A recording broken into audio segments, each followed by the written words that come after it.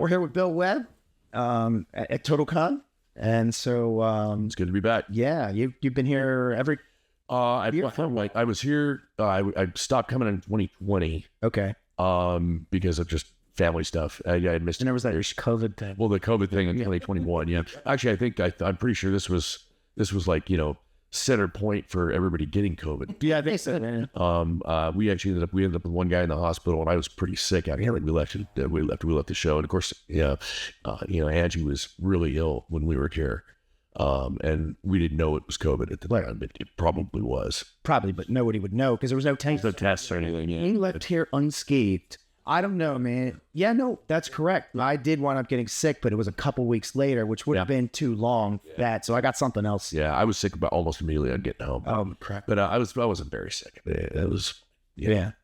But it's interesting times. But it's really good to be back, and I'll be back if this is on my regular rotation again. Fantastic. Awesome. I got to get one of your games sometime. I was thinking, Spots tonight if you want. 7 o'clock. oh, no, I'm running something. I just have to make plans for it. Yeah, I got it. So, I know right now you're Frog God. Frog God. That's actually kind of weird. Frog God. So Necromancer was my original entity, and I owned that with Clark Peterson back starting in 1999, and then he sort of got out of the business, but still owned half the intellectual property and that kind of thing out of that entity, and then we bought him out in 2012 or something. So we actually run both profiles. So Frog God primarily focuses on adventures and setting stuff from the Lost Lands campaign, which is our main thing, Right. And then Necromancer does all the other stuff. So they do rule books. So you still got Necromancer going. Yeah, what's the transition? We actually operate the entities separately. Even though it's really it's all the same people, right? But we operate them separately. So Necromancer does the more generic stuff like spell books and monster books and rule books. Okay. And Frog God does all the Lost Lands material. Right. So it's hard to believe. I think we're a little over 600 individual SKUs we've published at this point. So you're very prolific. Yeah. So I got to imagine you because I know Lou did Razor Coast. Yep. And I don't know how many people worked on that, but I'm just saying I'm pretty sure. Yeah. Was he the project manager of that? Sort of. Greg Vaughn internally was at the time. Okay. When he was with the company, and but Lou was really instrumental in it. I mean, and we still sell those. I don't have that many up left. I got that was really cool. 150 of them. It's a great book. I remember I was talking to him when he was developing it right before it came out, and then after it came out, we interviewed him on the show we used to have, and I was talking about all the stuff that was in it. And I was like, it's really cool. It's really cool, like the totem monster. Oh yeah. Yeah, the weird sharks. I think Skeeter Green almost quit over the weird sharks because there were so many of them. Oh my God. They're hard to stat, right? Because they're individual critters. Because it's like a level 5 fighter weird shark and then a level 3 cleric weird shark. Oh right. So it was maddeningly frustrating, especially in Pathfinder where there's so much, so many rules, so much detail associated with it. Right. What was it like working with Lou? Lou's great. Lou's a blast. Yeah, I love that guy. Yeah. I was actually the last time I was here. I got in a lot of trouble with my business partners because I went ahead and entered into the Iron GM thing. Okay. And of course, they were all like, "Well, if you win, it's going to be like, oh, the ringer was there, right? And if you lose, it's embarrassing." Right. So I conveniently got second, and that was perfect. Okay. That was perfect. So nobody was mad at me because I ranked in second place. That was the last time they did it here. Yeah, it was the last time they did it. Yeah, I was in that. Yeah. That was funny. And of course, I didn't need any of the prizes or anything. And I actually told Lou ahead of time I couldn't make Gen Con. So I was like, but I think it was pretty close. But of course, the guy who won had like miniatures and Dwarven Forge stuff and terrain. All of a sudden, I was told you couldn't bring any of that. So I should have put 2 dice. Oh, no, you're allowed to bring resources. Like you can bring. Yeah, I was told you couldn't. No props. So I had my 6-sided dice and my 20-sided dice and me, and that was all. That was. So there was someone else trying to set you up. Have an advantage. Well, like you said, getting second was perfect. That was exactly where I wanted. I know IRGM still goes on. Is Lou still running? Is that? I think it's his gig. Yeah, yeah. So he's still on that because I know he doesn't do it here. Yeah, I don't know. I haven't. I used to do 13 or 14 conventions a year, and now I pretty much do 4. Right. And obviously, I use Gary Con. Yeah, this one, Gary Con, Gamehole Con, and North Texas. North Texas, yeah. And so a good North Texas is run by one of our business partners, so I have to do that one for sure. It's also really fun and small, and I like that. I know everyone there. And then Gamehole Con, Alex Cameron, sure, of course, and he's one of our attorneys, and he's also one of my best friends. And so I don't really have a choice but to go to that one either. Right. And then I do a lot of business with Luke. So I'm actually he's pushing me a little hard this year because I'm going to be at I'm doing Founders and Legends, and then I'm doing Gamehole Con. So I'm going to be there for 11 days in Lake Geneva. And it's the good news is my boy's in college in the Midwest now, so he's coming up for the weekends. Oh, nice. So I'll there's I won't completely be away from my family, but they're not my wife and my daughter are coming. Right. And you guys probably sell a lot at these conventions too, right? Do you do vendor tables? Yeah, we do tables. Not here, but we do at Gary County Game Hall. I wouldn't say you sell a lot. I mean, conventions are for the most part, I think, are advertising. If you break even, woohoo, you win. And there've been a few. I mean, there was one year at Game Hall, we were the only RPG vendor at like Game Hall number 2 or something. Right. And we sold every book except for like 10. And I'd shipped a ton of stuff out. And it was like, what just happened? People were coming to the booth. Do you have a nope? We have this one, and this one. Yeah. And it was by like Saturday, everything was gone. We didn't even need to man the booth after Saturday afternoon. We did our first vendor table this year. Yeah. And we sold out of our box sets the first day. Yep. And I didn't bring enough. It's great. Yeah. That's always the dilemma, right? Right. And Jason was yelling at me. They're not yelling at me. He was giving me a hard time. Yeah. He's like, oh, our flagship product sold out in the first day and on the busiest day, because I was like, I've never run a vendor table before. I have no idea how that works. Well, and then the next time you do it, you show twice as much stuff. Right. And you sold on. Yeah. Like, then half of them get damaged shipping them back and forth and everything. It's just like, and then there's the cost of shipping them, right? Are we going to break even on the product because we have to pay to ship it out here? Right. So vendor tables are tough. The nice part about them is you get to sit at the vendor table and hang out there and sign stuff and beat the fans and basically hawk your wares, right? And you meet a bunch of new people, and that's really what the value of conventions is. I mean, I like going to them to run games, right? But it's the visibility thing, right? People know you exist, and people know it starts to spread. Exactly. Like I can't even really, the ones that are really vendor heavy, like Gen Con and PAX and stuff like that. I might have people go to those, but I'm not going to ever go to those again. They're just too big and too mayhemy. I'm too old for that. So what I alluded to when we were talking about Razor Coast and working with Lou and stuff. So you probably have a lot of different people working on different products that you work. So you're not developing all. Yeah. It's not your core group of partners is not doing all this. That's correct. Well, like I said, we published a little over 600 SKUs. I've written 14 of them. Okay. And then Zach's written another half dozen. Edwin's written 4 or 5. Matt Finch probably wrote 15 or 20. Greg probably wrote 15 or 20 during their time with the company. But we do mostly freelance stuff. Right. And you're the producers. Yeah, it was the producers, right. And so there's actually a pretty complicated process to that, but I could rabbit hole if you want me to. But effectively, to put it in perspective, in 2020, I had 81 1099s, I said. Wow. Between artists, writers, and that doesn't count forward guys. Right. So, because our main cartographer is in Austria, so he doesn't get a 1099. Right. And I'll talk about him a little bit more in a second, because when I talk about kind of upcoming stuff we're doing, because it's kind of neat. I should have brought it to show, but I didn't. Well, if you send me pictures, it's going to be video. I can. Yeah, I could send you some photos. I've only got low res ones right here anyway now, but I'll get to that in a second. But I'll get to it now since we're already talking. So my rule set, which I shelved, my home rule set, which I shelved, which is sort of an advanced white box. It's white box with Paladins, Rangers, and stuff like that in it. Has been resurrected, of course, because Matt started his own company back up again. That's great. We're still producing for Short Term Wizardry occasionally and things like that. He's been real successful, and I'm really happy for him. He's doing exactly what he wants, because he didn't like the business side of stuff very much. Right. All he wanted to do was write books, and he was having to do too much of the business side of stuff. Right. And so that was the unfortunate factor about a company as you get a little larger, is that you get less time to do kind of the fun stuff. Yeah. I spend 200 or 300 hours a year on accounting, for God's sakes, and that's I'm not an accountant. I'm a geochemist. So, my math is solid, but I don't like doing the accounting very much. Right. So my rule set's going to be out. And the cool thing about that is Robert Altbauer, in addition to being an outstanding cartographer, because he's really good. I think he's done probably 90% of our maps for the last 20 years. Nice. Likes to draw Bayou tapestry style art. Mm-hmm. and he's Austrian, right? So there's like weird, German and Austrian sayings on it and stuff. Oh, nice. It's the Cthulhu monster with the knights charging in it, and it looks like to buy a tapestry or a Monty Python, how you want to combine it. One's cool. And so he had like 40 pieces of this art that he's just drawn. He's not drawing them to sell. He's just drawing them because he likes drawing them. He's a really talented, kind of that style artist. And I said, Rob, what do you charge me to use all that stuff? And he goes, well, I don't really want to sell it. I'm like, you can keep ownership of it. Can I just borrow it? Can I lease it? Yeah. Want to license it for role-playing games? And he goes, sure. And I'm, what do you want? He's like, $1,000. I'm like, I just bought 40 pieces of art for $1,000. Woohoo. Yeah. But it's stuff he drew 10, 15, 20 years ago. It was out of the box stuff. Right.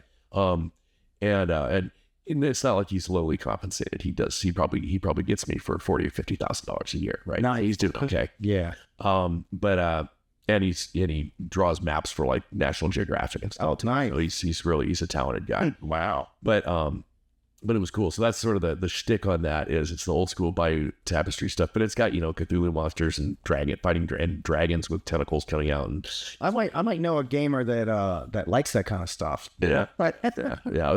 It was, well, he might be over there. Yeah. Because the thing is White Box is supposed to be sort of dark, low fantasy type stuff, and so I thought that the kind of the weird tales style, medieval Cthulhu-y thing was sort of a good fit for it. And my layout guy didn't like it, but I was like, too bad, Rich. Yeah. So that's actually another, so Uncle Billy's story hour here thing. Another kind of funny story was my very first D&D game in 1978.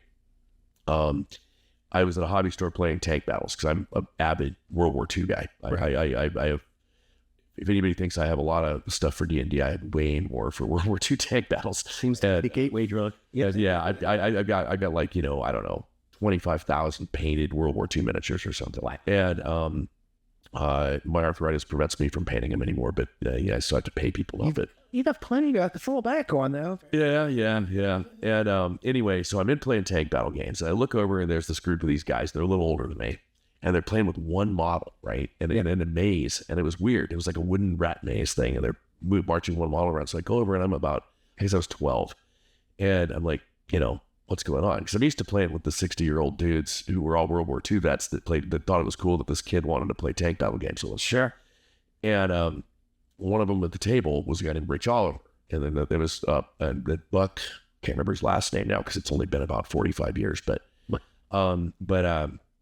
Buck was the DM, and there were 3 or 4 other guys a guy named Victor and a guy named Kurt, and I don't remember who the other people were. And so they let me play. And I played a cleric. I'm sped. I had the cleric character in Teagle Manor, and of course everybody but me died because it was first. It was Odin. Yeah, let the kid live. And anyway, so Richard and I became really good friends, and we hung out together, played D&D together, chased girls together all through high school and everything else. And senior year, his folks moved back to Alabama, and he went back to Alabama. So 1984, he left. He copied all my notes and stuff. And this is where the punchline comes in a little bit. Hadn't seen him for years. We lost touch. No internet, no Facebook back then. Right. 2012 at Gen Con, I look over and I see him, and he sees me, and he goes, Bill? And I was like, Rich, is that you? Yeah. Anyway, turns out he's a professional graphic designer. Okay. Works for SAIC. And I needed layout people. And I was like, do you want to do layout for a book? For books? He goes, hell yeah. So he starts doing layout for us. He still does. He's still working for us. And anyway, the interesting part of the story is that when we published Rappin' Athic the first time, I had a whole bunch. I used to erase stuff, right? Because it was all handwritten notes and everything else. Mm-hmm. So Rappin' Athic, we produced the book, and I was missing like 5 or 6 levels of stuff that had all been erased because it had been cleared out by the characters, right? Mm-hmm. Cleared out by players. Oh, you erase it as they go through. Okay. Because I changed it, and sometimes I'd restock stuff and whatever else. Sure. He had all my original notes. Oh, he still had them. And so when we redid the book in 2018 for 5e, we also produced like another 100 pages for Swords and Wizardry at the time of a separate book. Was because he had found all the lost levels of Rappin' Athic that he had Xerox copied from me in the 80s. That's very cool. And it was really neat because it was I had no idea what I'd done in 1980. Right. On level, 6B or whatever. And only that I had, faded pencil and erasing stuff. because I always did stuff in pencil so I could restock it, right? Right. And it was really neat. But yeah, so he's still working for us. And he's the guy that's doing the layout on the book for me right now. Right. So, was there ever a time when you were not a professional player, a designer, role playing? Well, I was the youngest of the group when we started playing. I was 12, and they were anywhere from 14 to 17. And so I immediately got elected to be the DM because they thought they could take advantage of the little kid. And I fixed their wagons pretty quick. Right. I was pretty infamous as being a real killer DM, I guess. So no, I guess, I've been writing since about 1978 or 79. And what did you do when you first, like, for your full-time job?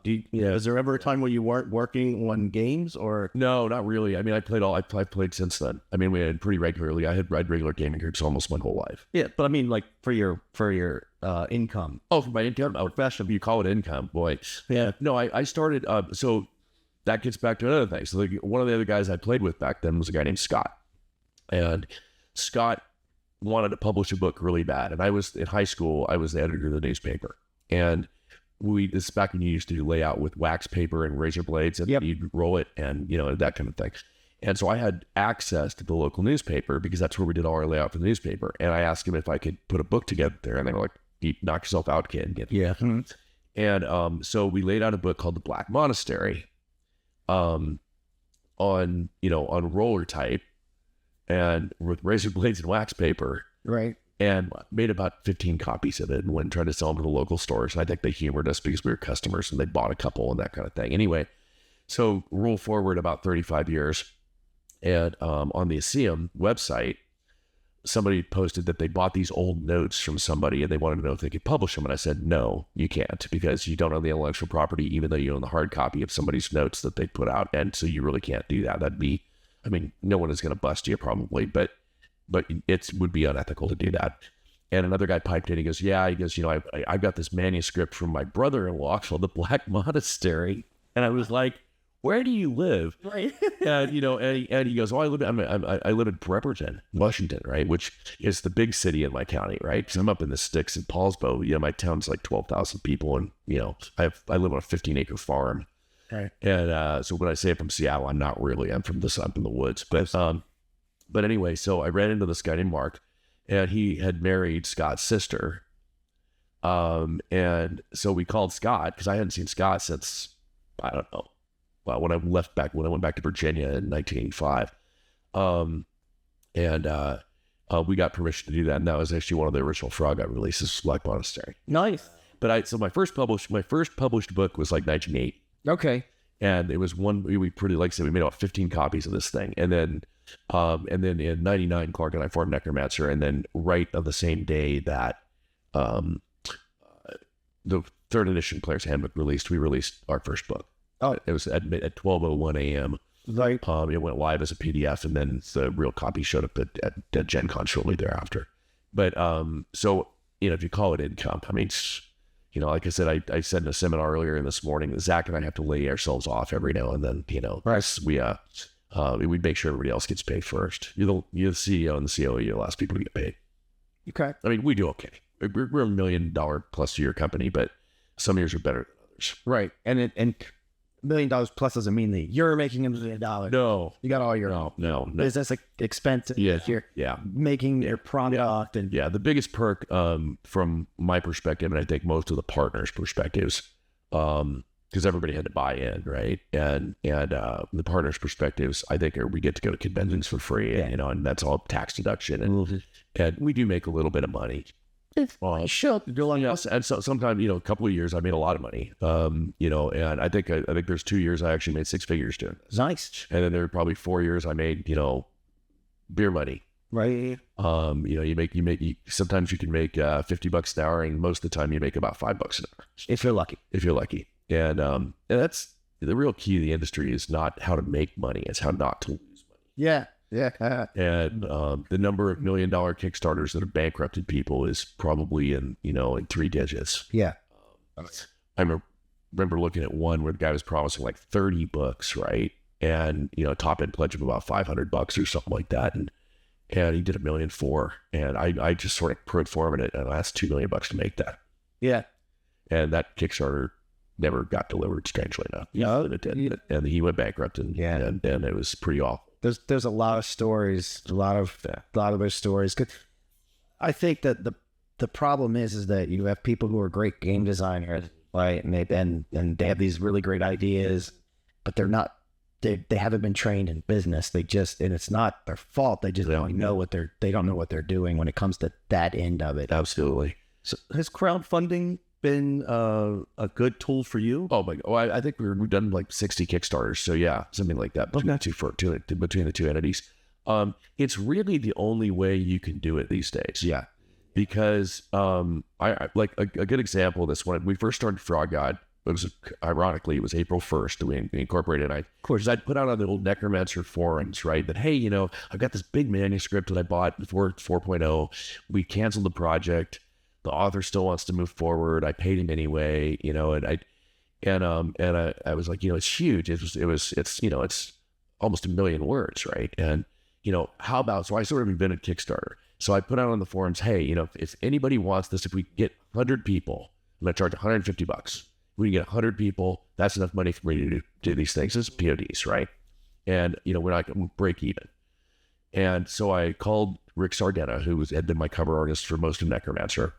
And I called Robert, or I didn't call Robert. I emailed Robert because he reads and writes English fluently, but speaks it barely or not at all. Right. But I emailed him, and I called Chuck Wright, who was a layout guy at Necromancer, and a couple of interior artists. I said, here's the deal.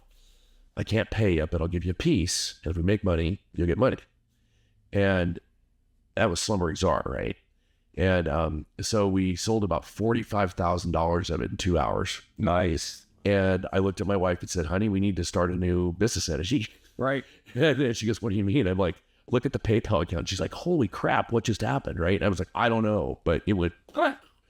And so that we started that. So that was great. We had a little bit of nest egg there, and I was like, okay, now how am I going to deliver these, like 500 units of this thing? And it ended up being more like 4,000 units of the thing eventually, but it was a 1,000-page book, right? Right. And but that's why I restarted Frog God.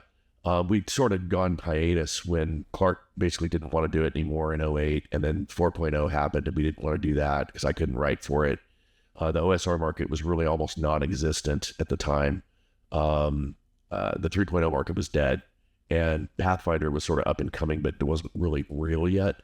Mm-hmm. But conveniently, a couple of the writers I had were Pathfinder guys. And so that's where we delved into Pathfinder. I could never really get into playing it. It's way too many roles for me. Right. But, good game. A lot of people really like it. Yeah. So then the next product was, we decided to redo the Tome of Horrors series in one big volume. So that was a page book, everyone wants it, right? $150, no one cares. And God bless Lisa Stevens, because she got people to start paying $100 for books. I mean, that Paizo was really good for getting people to, back then at least, they'd pay whatever. Oh, $300 book, it's that big, yay, I'll take it, And I remember my wife sitting there watching me write a check out of our personal account for $45,000, the printer. And she looks at me and she's like, this better work. and conveniently, we sold the entire print run in 3 hours. Oh, those books go. Yeah, and it was that was where Paizo was doing our fulfillment at the time. And she called me and she said, we need more. And I'm like, I sent you 2,000 of them. That's all I have. I've got one case in my garage. And she goes, we need like a lot more, And so they actually sent me an advance royalty check to pay the printer to do a drop ship to them for another round of them right then.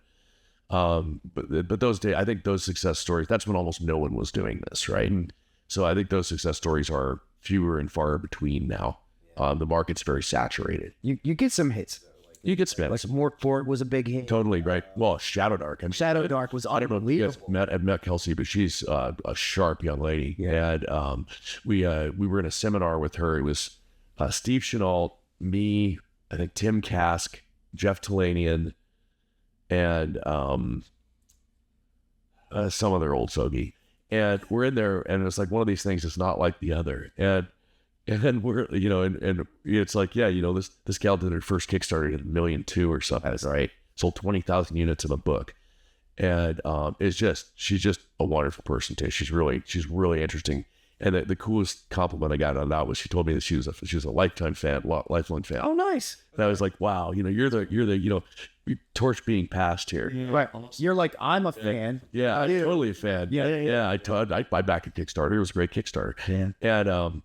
And she has some really interesting mechanics that were, I thought, very innovative. No light spells, I mean, so you got to use torches, which is kind of cool. But yeah, it was really neat. So I think she's probably, if you call that generation 3, she certainly falls in that category as sort of the up and comers on that. I think she's going to be really successful. So I know you have Kickstarter and Indiegogo projects, right? Yep. What makes you choose one platform over the other? Well, Indiegogos we do because we like doing short modules. Okay. And we don't make much money on them. I mean, honestly, if we don't do $2,000, we lose money on them, right? So it costs about $2,000 to make one by the time you pay the writer and the cover, right? And a couple $100 for cartography. Because I have very limited budgets on these things, so people know that, and so they're allowed to spend basically about $1,000 to $1,500 making the thing, and then the print cost after that is, of course, fluid. We like making short books, and there's not a whole lot of market for most of them. Right. Joe's done fairly well with them, but I noticed he's even slowed that down. And the problem with him is modules don't ship well. They don't, they ship well once. They don't go to distribution very well because they typically are fragile and get damaged. And so I wouldn't exactly call them a vanity product for us, but they sort of are a vanity product for us. We try to do 2 a month.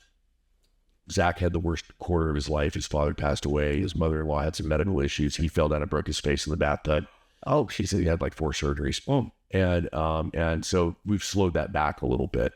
But Kickstarter is where we produce our big books, and that's really what we do. But we all like making little modules. Okay, so it goes a good model. Yeah. And I have a couple of retailers that like Noble Knight and stuff that just blanket say we want 12 of everything.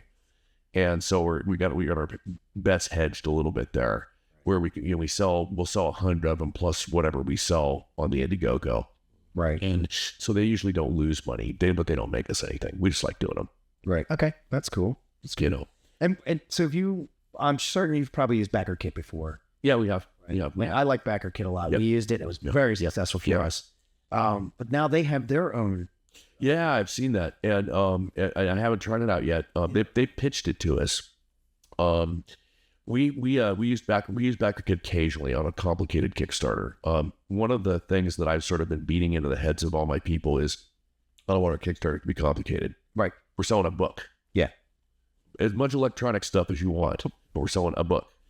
And one of the pitfalls I've seen with people with Kickstarters is that oh, add this on, and then you end up with somebody ordering 11 of some soft cover that you then got to print 100 of, and somebody else orders 140 of another one, so you got to print 200 or 150 of them, and you end up with a whole bunch of these little soft covers that are only related to that Kickstarter that you might sell at a convention later, right? But like things like Sea King's Malice, we did $100,000 to $8,000 on it or whatever. It was a small book too. The book itself, the print cost of the book was like $6 a unit. And I think we sold about 12 or 1,300 units of it on the Kickstarters. But we had like 11 or 12 soft covers along the way that were stuff that had been cut out or trimmed, or an art book or a player's guide and all this other stuff. And honestly, at the end of the day, I think we made about $10 on that Kickstarter. Yeah. And so, I mean, over time, sure, we sold a lot more of the book and everything else, but it was pretty grim when you started paying the bills. So we're sort of back. We don't need BackerKit if it's just a book. Right. Or if it's 2 books, because with us, it's almost always 2 books, right? It's a 5e one and something else. Whether it's Castles and Crusades or OSE or it's soon to be what I'm calling the Necromancer's game. Okay. But it's if you keep it simple, and luckily I live on a farm and have a huge barn that is insulated and has an HVAC system that I put in. So you have your own distribution layout. Yeah. And not everybody's got that. And so it helps. So if you got all your stock in your warehouse, yep.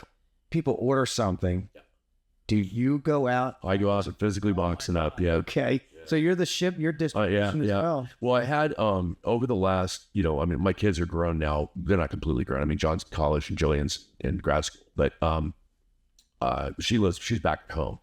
But particularly my daughter, from the time she was 6 years old, was packing books. Okay. And so she knows she's the only one. If I'm not there and she's not there, it can get confusing because there's several hundred individual items, right? And the warehouse isn't a warehouse; it's a big warehouse. I think I probably got 150 pallets in there of stuff, but just on the first floor. So she's back. But for years, I had really intelligent, really motivated kids, right, and all their friends. And our adopted daughter, same way. She knows the stuff really well. They all play D&D, so they were able to get most of it. And we always had lots of help. And so now it's pretty much just me and Krista and Jillian if she's not working at school. Right. So like while you're here, Netherlands getting packed because they're at a bluegrass festival. My sons actually flew home to the bluegrass festival. Right. Okay. So whole family's musicians. So so anybody ordering anything now, it's like next week. Yeah, they're getting it next week. And and Krista actually apologizes occasionally to somebody if we've missed something because we ship usually once or twice a week depending on that. And we're also rural, so getting to the post office will only take a certain number of packages a day, that kind of thing.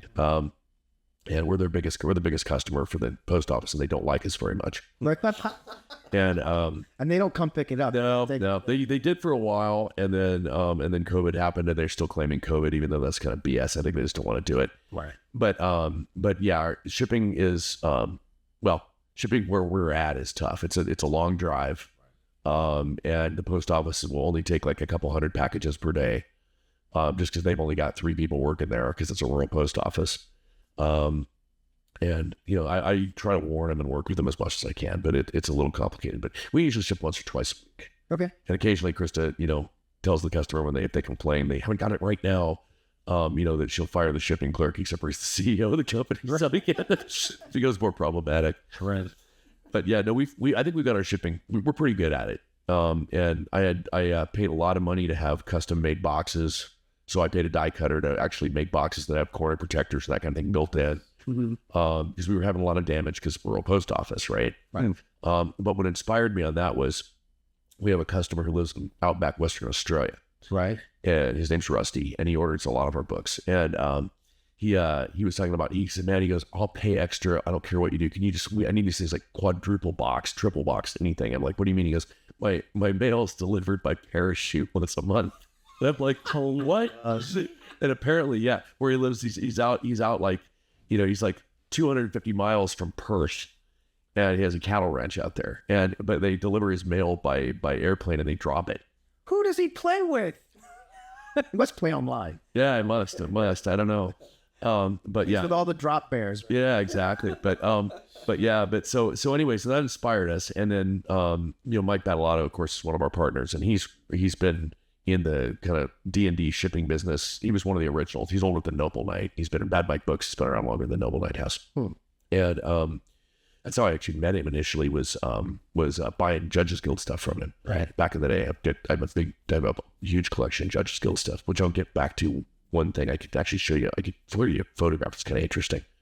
But anyway, so Mike goes, well, I'll go talk to the box makers. I know a guy in manufacturing of boxes. And so Mike designed these boxes, and they're a pain in the ass because you got to fold them and put all the tabs in and do all that other stuff. But once you're done, they're bomb-proof. I mean, these things I tested them by dropping them from the second floor down to the first floor with a really heavy book in it. And the box dented great, but the book was fine. And our damage rates have gone to nothing. But each one of those boxes, the design cost me like $7,000 or $8,000. These are people who do this. They were in the Science Olympiad, and you had to do the naked egg drop. Yeah, and design things, and that is exactly why they do that. Yeah, I suspect this would work for some. Well, at work we have a whole shipping engineering group, and that's what they do: packaging and shipping. Yeah. They will design custom to whatever it's military grade. So some of these things that they build for shipping are like ridiculous. Oh no, I know. I've done a lot of work on military bases and shipped and received a lot of things on military bases. Yeah.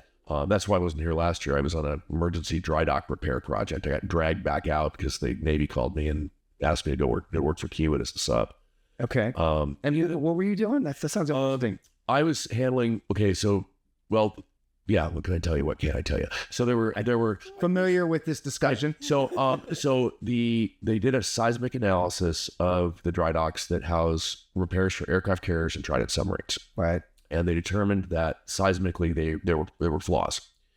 And we are in a pretty highly seismic region, right, where I live. And right inside the Ring of Fire, we got volcanoes, right?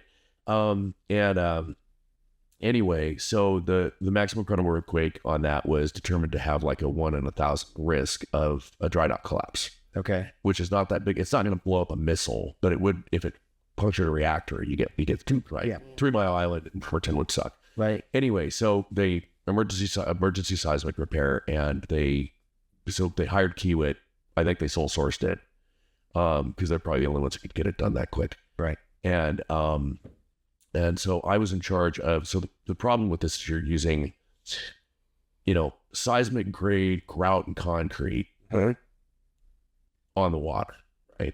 And that's just got a pH of about 12. Right. So you have corrosion issues. You got kill fish issues. And you have outside of one of the dry docks is a huge eelbass grass bed with salmon spawning ground, tribal treaty rights, and that. So my job was to figure out how to not spill anything in the ocean, and to then manage and handle the water, and the waste soil and everything else for disposal and for compliance stuff. Right. Yeah, because I'm a chemist, right? So I'm a geochemist. So, it was cool. I get to build a lake. Yeah. Yeah, built like a 2 million gallon lake that we, had treatment systems going into. About 3 miles of 12-inch pipe running around the site, pumping water places, stuff like that. Nice. Okay. But it was 7 days a week, 12 hours a day for 4 months. Yeah, I've been there. And I worked for the Army. Yeah, so that's jobs like that are why I can afford to be a publisher. Yeah. Okay. Right. Because we own our own consulting practice. Oh, we don't. I haven't worked for anybody else since like 2015. Right. All right. So funny, because I worked for the Army. You would be familiar with this. You're familiar with the area called Yakima? Yeah, Yakima. Yeah, of course. Banks out there. Yeah, sure. Yeah. So we did an event out there. They do this like joint warfighter assessment thing, and I ran a project there. That was wild. I like it. Nice. I think Yakima's cool. Yeah, Yakima is cool. My grandmother lived just outside of there for years. My grandparents did. Best. Not east side, but oh yeah, there's a restaurant there. If you ever go, there's a restaurant called Easy Tiger. Is it really? What's that? Okay. Best chicken wing. Yeah, it's about 5 hours. Oh, sorry, not. We're in big states. Yeah, out there it's big states. That mountain range between Seattle and Yakima. Yeah, breathtaking. Yeah, it really is. The Cascades are nice. Yeah. I'm in between the mountains. So there's mountains on the coast, which is where I live. Right. And you go into Seattle and that kind of thing, and then you go to the Cascades. But I'm on the other side of the water from Seattle. Okay. I take a boat to go to Seattle. Oh, okay. All right. But yeah, it's cool. So what else can I tell you guys about? I don't know. I think it's better unless there's anything we really want to. Major things coming up for us. We've got a new spell book coming out with 500 or 600 new spells. Okay. I think it's going to be just for 5th edition. 5th. Okay. And then probably the final chapter of Rapid Ethic, because I'm getting pretty long in the tooth, which is the Underrealms stuff of it. So we can't call it whatever they call it. WotC calls there's like Underdeep or whatever it is, but it's the Underrealms of Rapid Ethic. So is all written and the illustrations are being bought. That'll be a Kickstarter later this year. So for anyone who doesn't know, can you wrap up Rapid Ethic? Oh, Rapid Ethic is a giant. It's a giant mega dungeon that actually probably sort of makes sense because I wrote it with I joke about not having an ecology and everything else, but it actually does. So rather than just random stuff in rooms, there's interrelations between the different monsters and that kind of thing. And anyone who tries to go into video game clear, it's going to get whacked. But the successful adventurers who've gone in it, I think there's like 71 levels at this point. Wow. So it's my mega dungeon that's been part of my game since the 70s. But it's a giant mega dungeon. We've done it in 3 versions now. Well, 4 versions counting 3.0, I guess. But the main book itself, we did in Swords and Wizardry, we did in 5th edition, and then we did the one before I got the Lost Levels back. It was also done in Pathfinder. I think only 5th edition's still in print. Like I'm sold out of everything else. But we've I don't even know how many units of that we sold. It's I reprinted it several times. It's probably our most famous product. Something the one that put me on the map as a writer. I still think Sword of Air is a better book, but it's that, Well, before we wrap up, let me ask you this. I mean, there's been, since you first started doing this and to where we are now, and there's been a lot of change in the role-playing world among players and among designers, both just with independent designers and everything else. But with current technologies or any foreseeable technologies, where do you see just the role-playing industry going, 15, 20 years in the future? Yeah, I mean, it's a little difficult to say because gamers are a weird breed. We like our books, right?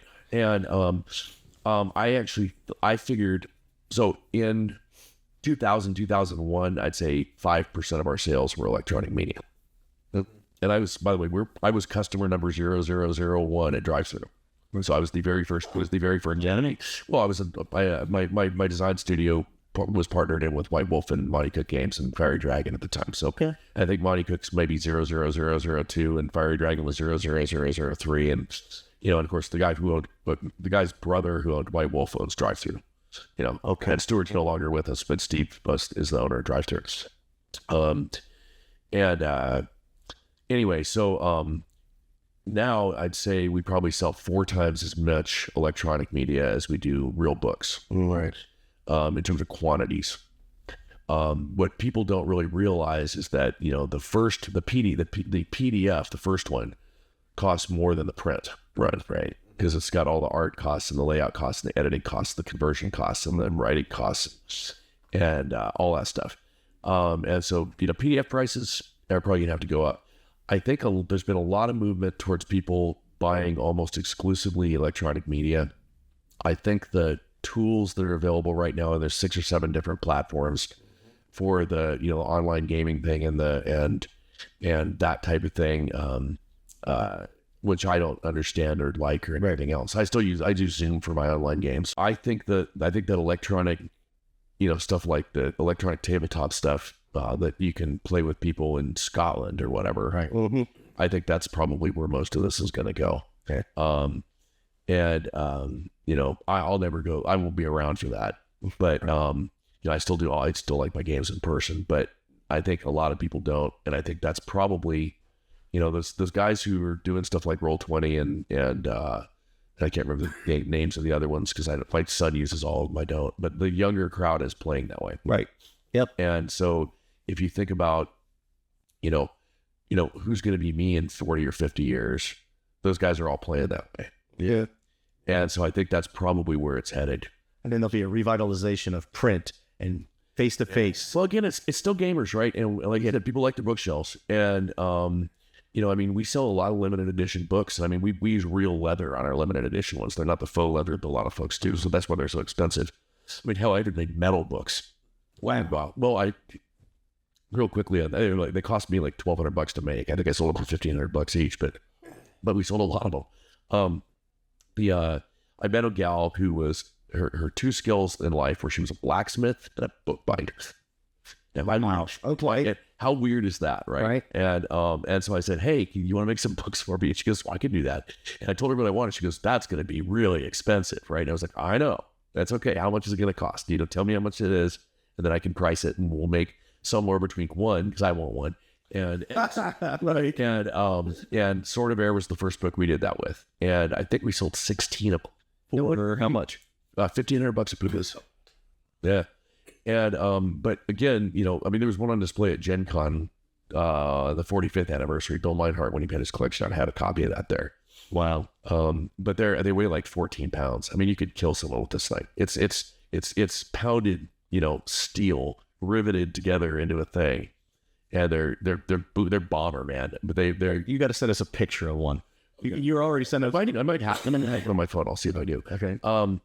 The other picture I was going to send you, we were talking about my first D&D adventure and all that other stuff, was the Bledsoe family gifted me. This is back years ago when Bob Senior was still around. I have the original Tijuana map with the liquor stains on it and cigarette burn. Oh wow, that's cool. My wife, we had to have the University of Washington frame it because it's framed in argon gas, so it doesn't degrade. Yeah, it's degrade because it was already starting to oxygen burn. But it was Halloween 1974. Oh wow. Yeah. Well, I think that's about it. Man, we're gonna have to wrap up. We got to get Pete a cough drop. Yeah, I know. All right, well, I don't know. Yeah. So, Thanks again, gentlemen. So, yeah, all right, man. It's always good to talk. I appreciate it. Thanks, Bill. Absolutely.